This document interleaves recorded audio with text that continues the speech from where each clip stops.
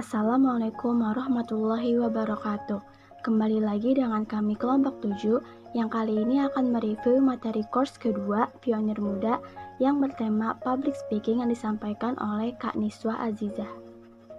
Berbicara mengenai public speaking, itu banyak banget manfaat yang bisa kita ambil. Karena public speaking itu skill yang rare banget, yang menjual banget kalau diasah dan kita mau belajar.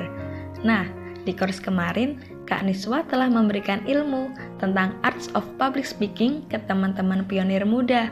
Belajar dari buku The Power of Language, buku terbaik di Korea. Ada 2 macam orang loh kalau lagi public speaking.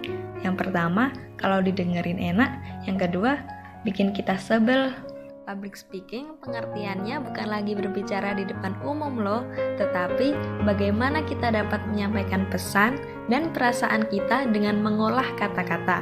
Di public speaking ini bukan cuma tentang kita bisa menyampaikan dan menghibur audiens, karena mau kita gesturnya gak tegap, pandangan cuma ke depan, kanan, kiri, tapi yang kita sampaikan ada value-nya dan menarik untuk orang lain, itu lebih penting dari sekedar gestur dan eye contact. Tahap pertama ketika kita ingin bisa public speaking atau menyampaikan pesan. 1. Gunakanlah sebuah teknik untuk selalu mengembangkan diri. Carilah benar-benar tempat yang memang membuat kalian berkembang. Bukan mencari tempat hanya untuk nilai eksistensi, tetapi carilah inner circle yang memang mendukung kalian untuk mengasah kreativitas. Karena public speaking itu luas, bukan hanya sekedar menjadi MC, moderator, dan lain-lain. Ketika kita menjadi lebih dewasa, justru kita harus bisa belajar untuk percaya diri. Jadilah alpha team, kejar posisi yang paling penting atau tinggi di organisasi untuk mendapatkan nilai skill yang gak bisa teman-teman beli. Kedua, memperbesar mangkuk kata-kata. Sama dengan diri kita sendiri, yaitu kapasitas yang kita punya. Anggap saja otak itu mangkuk. Jika kata-kata yang kita punya tidak banyak, maka public speaking kita nantinya akan terbatas. Tetapi jika mangkuk kita besar dan kata-kata yang kita miliki banyak, maka public speaking kita akan semakin lancar dan semakin baik nantinya. Yang ketiga, harus bisa mengelola perasaan. Misalnya, jika kita ingin menjadi orang yang positif, maka biasakanlah melakukan hal-hal yang positif. Jangan terburu-buru menganggap diri kita sebagai public speaker karena semuanya berasal dari pengalaman. Public speaking akan berkembang jika kita mengembangkan diri kita.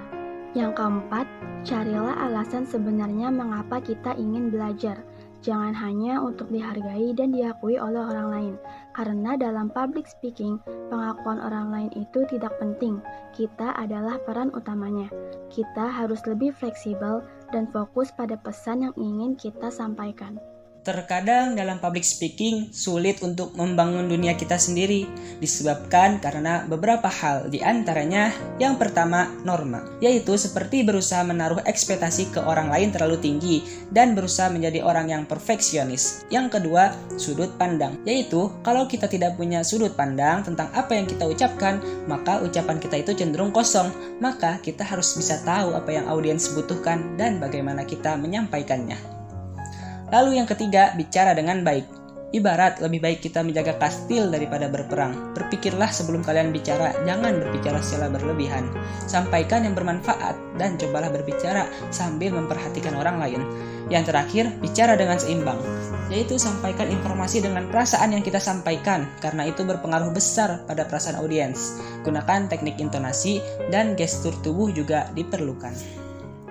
Di sini bakal ngebahas tentang teknik berbicara dan tips-tipsnya apa aja nih. Yang pertama, posisi kita harus terlihat nyaman dan tenang. Yang kedua, berpikir cepat nih sebelum berbicara. Jangan yang namanya asal bunyi tanpa gak tahu isinya tuh apa. Yang ketiga, kalau pasti takut lihat mata lawan bicara, bisa banget lihat keningnya atau hidungnya gitu. Yang keempat, ready text yang berisi poin-poin penting yang akan disampaikan biar tepat sasaran dan sesuai dengan konteksnya, biar gak kemana-mana gitu omongannya.